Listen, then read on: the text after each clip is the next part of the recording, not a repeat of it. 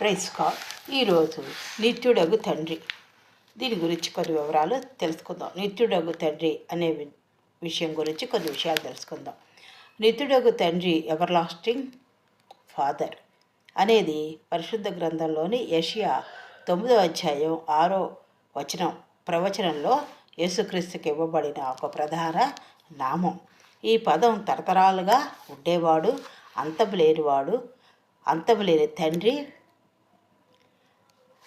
అంతము లేని తండ్రి వంటి ప్రేమ. ఇంకా ఏంటి? అంతము లేనివాడు, అంతము లేని తండ్రి వంటి ప్రేమ, ఆదరణను ప్రసాదించేవాడని అర్థం వస్తుంది.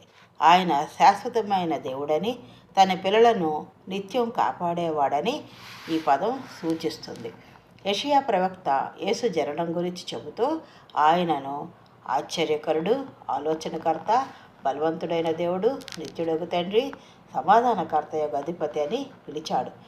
ఆది అంతము లేనివాడు, కాలానికి అతీతుడు మరియు విశ్వాసుల పట్ల తండ్రి వంటి బాధ్యత వహించేవాడు.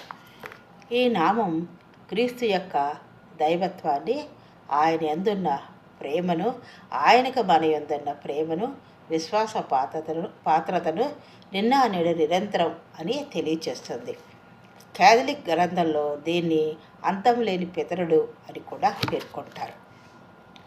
చిన్న పాట పాడుకుందాం. ఒక పల్లవి, ఒక చరణం. నిత్యుడని సన్నిధి నిండుగాన తోడు, నిత్యముంచి నన్ను నడిపించుము.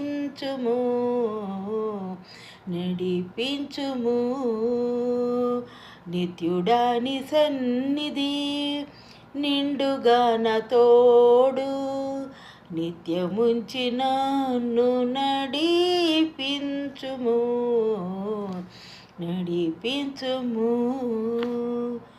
నీ కుడి హస్తం హత్తుకొని ఉన్నది, నీ ఎడమ చేయిన తల క్రిందనున్నది. నీ కుడి హస్తం హత్తుకొని ఉన్నది, నీ ఎడమ చేయిన తల క్రిందనున్నది. నీ కౌగిలిలోనే నిత్యం నిల్పుమా, నీ కౌగిలిలోనే నిత్యం నిల్పుమా. నిత్యుడాని సన్నిధి నిండుగాన తోడు, నిత్యముంచి నన్ను నడిపించు.